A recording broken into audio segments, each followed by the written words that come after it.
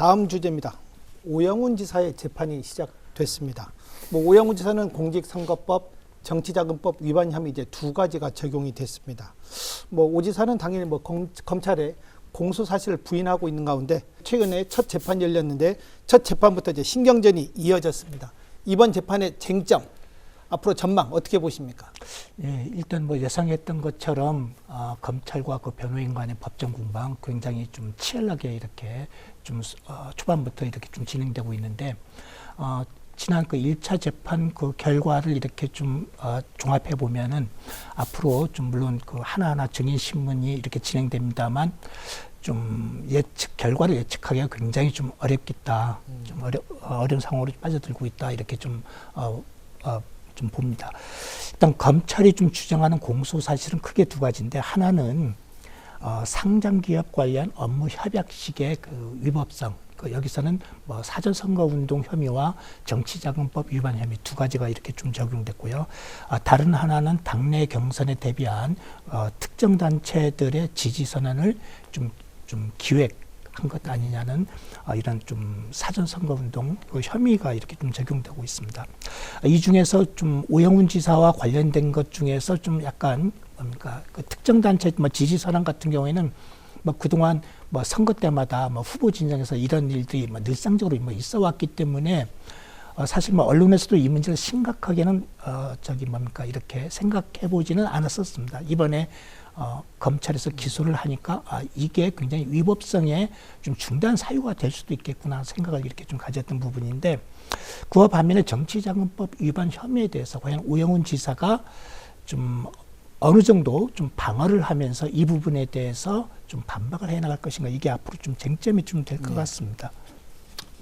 아까 말씀하셨지만 정치자금법 위반이 저는 좀 최대 쟁점이 될 것 같아요. 왜냐 그러면 다른 피의자들은 혐의를 다 부인했는데 네. 그 경영 컨설팅 업체 대표가 협약식 관련 사전 모의를 비롯한 혐의를 모두 인정을 해버렸어요. 그래서 재판부도 얘는 따로 재판을 하겠다. 그러면 이게 정치자금법에 들어가는 건데 과연 이 부분을 오 지사 측이 어떻게 방어를 할 것이냐 그리고 재판부가 이것을 받아들일 것이냐 라는 문제 하나 하고 제가 또 걱정이 되는 건 지사가 예전에 2016년 국회의원 선거 때 한번 선거법 위반으로 기소가 돼서 역선택. 당원들에게 유권자들에게 역선택 유도 발언을 한 것으로 기소가 돼서 80만 원을 받았거든요. 그래서 국회의원직을 유지를 했는데 선거법 관련은 누적이거든요. 그랬을 때 이 재판부가 지난번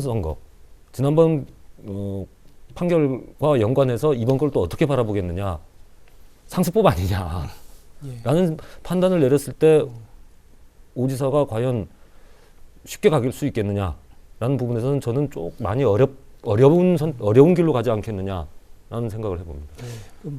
제가 볼 때는 일단 물론 정치자금법 위반 그 혐의에 대해서 아마 최초의 선관위에서 고발할 당시에는 공직선거법 위반에 대한 사항, 특히 업무 협약식 관련해서 그 부분만 이렇게 고발을 했던 건데 검찰 수사 과정에서 아마 정치자금법 위반 혐의가 아마 추가로 된 걸로 이렇게 좀 알고 있는데 그 내용을 보면 5월 16일 그 상장기업 관련 업무 협약식이 오영훈 후보 캠프에서 이렇게 좀 진행이 됐는데 그 당시에 참석했던 그 비영리 법인이 그 컨설팅 업체 그 대표에게 선거가 끝난 바로 직후입니다. 그 6월 초쯤으로 이렇게 나와 있던데 그때 협약식 개최 비용으로 해서 550만 원 이렇게 좀 전달을 했거든요.